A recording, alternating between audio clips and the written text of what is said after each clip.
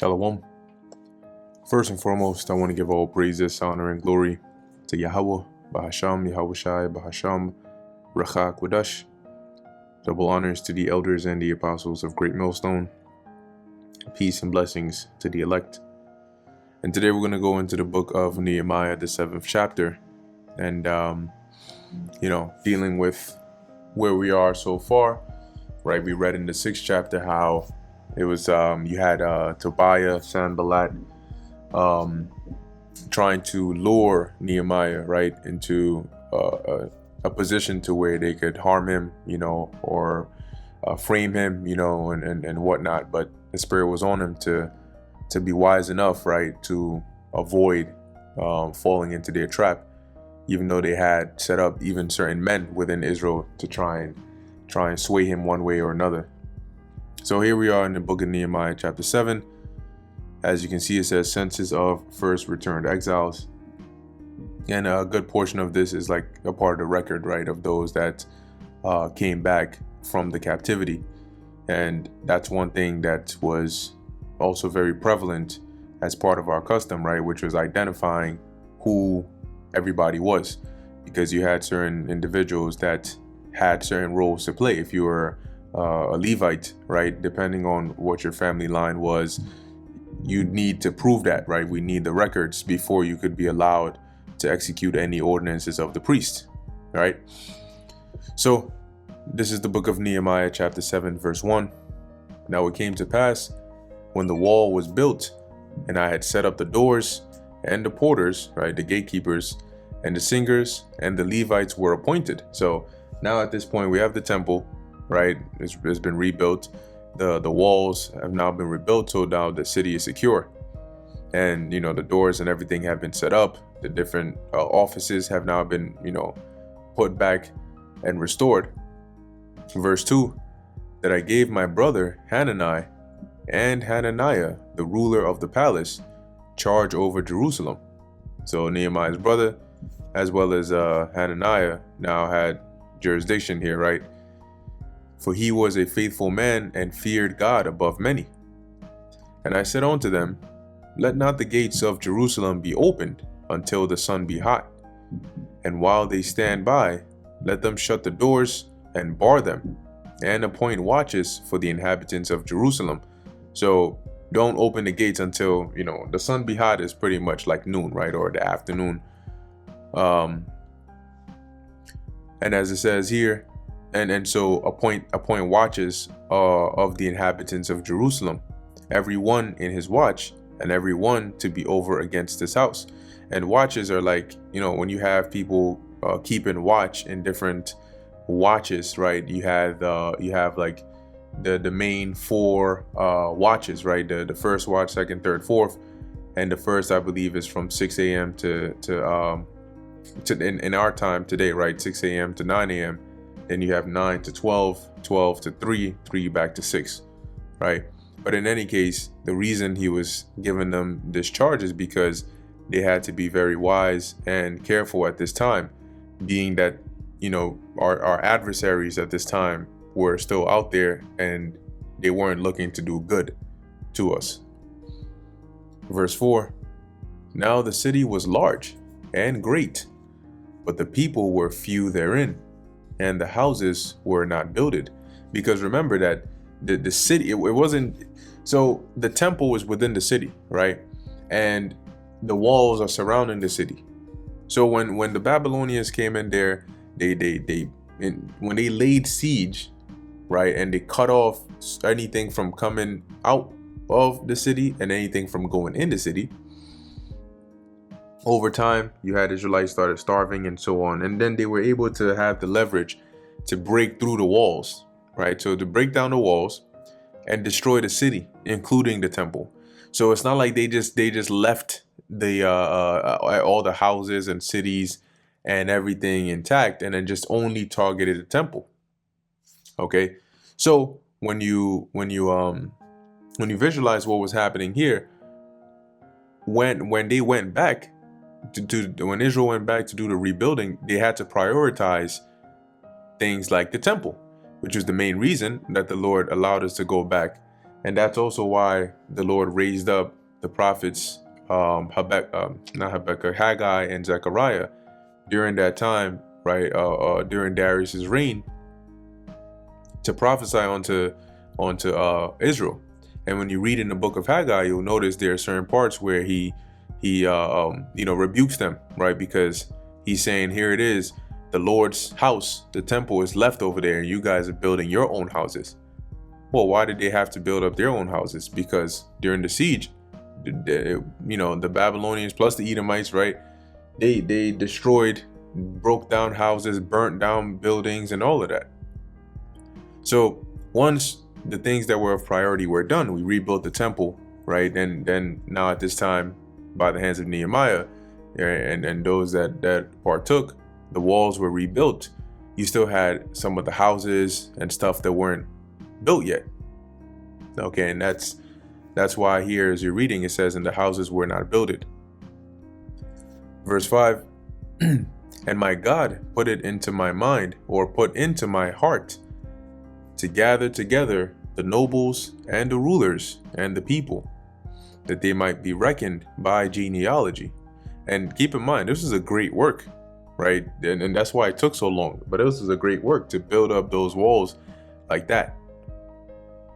So as it says here, that they might be reckoned by genealogy. So they wanted to check the records, and mark everybody down. Okay, who is who, whose line do you come from, and so on. And I found a register of the genealogy of them that came up at the first, and found written therein. And those that came up at the first were those that the first exiles to return. And when we read in the book of Ezra, there was also a record in there. So verse 6, now these are the children of the province that went up out of the captivity. And when it says the captivity, it's mainly talking about Babylon, because that's where we were taken captive and we were sent over there. Of those that had been carried away, whom Nebuchadnezzar, the king of Babylon, had carried away, and came again to Jerusalem and to Judah, every one unto his city. And keep in mind, it wasn't every Israelite that came back, because some of them actually, started to do pretty well in Babylon, had a house, maybe a family and whatnot, and they just decided to stay there. But some decided to come back.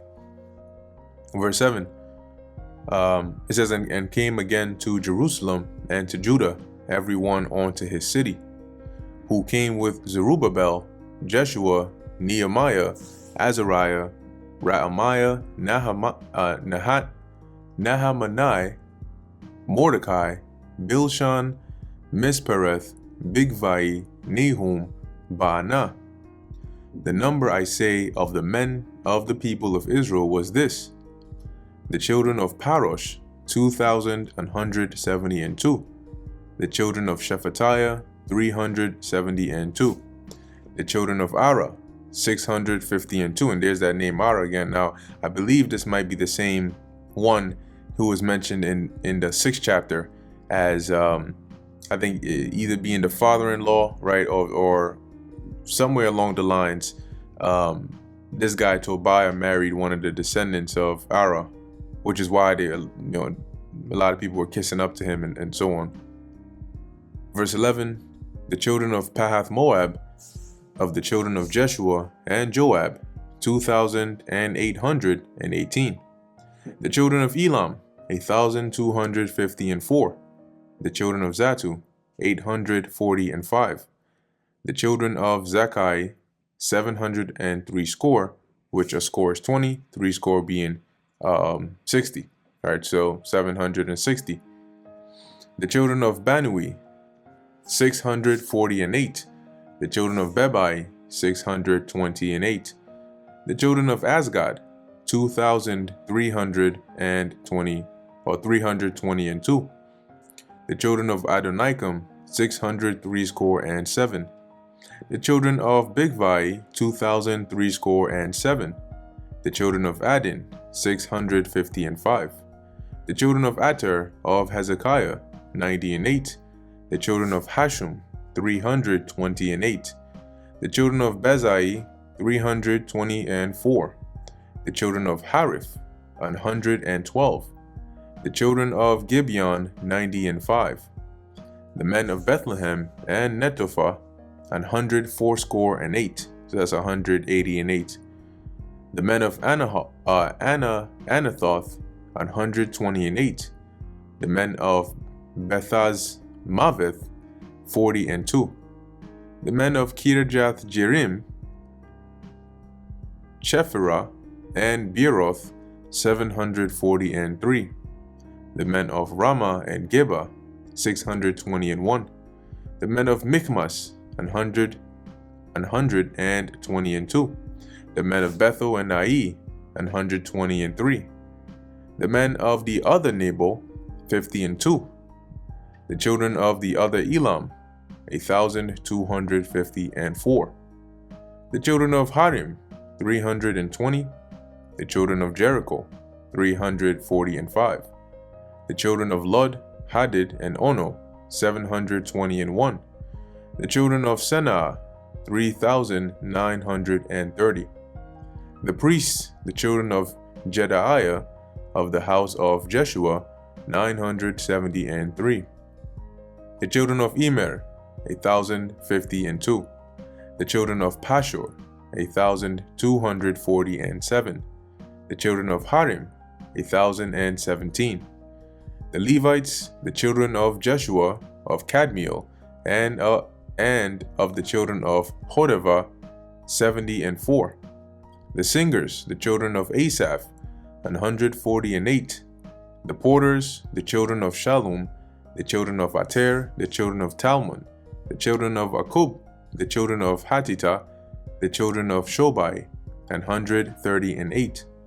The Nethinims, the children of Ziha, the children of Hashupha, the children of Tabaoth, the children of Keros, the children of Sia, the children of Padon, the children of Lebanah, the children of Hagabah, the children of Shalmai, the children of Hanan, the children of Giddel, the children of Gahar, the children of Reaiah, the children of Rezin, the children of Nekoda, the children of Gazam, the children of Uzzah, the children of Paseah, the children of Besai, the children of Meonim, the children of Nephishasim, the children of Bakbuk, the children of Hakupah, the children of Harhor, the children of Bazlith, the children of Mehidah, the children of Harsha, the children of Barkos, the children of Sisera, the children of Tamah, the children of Neziah, the children of Hatipha,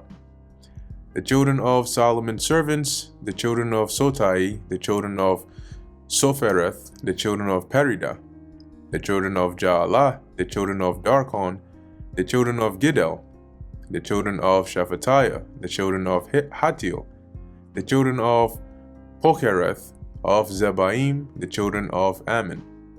All the Nethinims and the children of Solomon's servants were 392. And these were they which went up also from Telmelah, Tel-Hareshah, Cherub, Adon, and Immer. But they could not shew their father's house, nor their seed, whether they were of Israel. So they couldn't prove, right, their lineage, their records to say, okay, I'm a descendant of such and such. And so because of that, as we're about to read, the children of Delaiah, the children of Tobiah, the children of Nekoda, 642. And of the priests, the children of Habaiah, the children of Koz, the children of Barzillai, which took one of the daughters of Barzillai the Gileadites to wife, and was called after their name.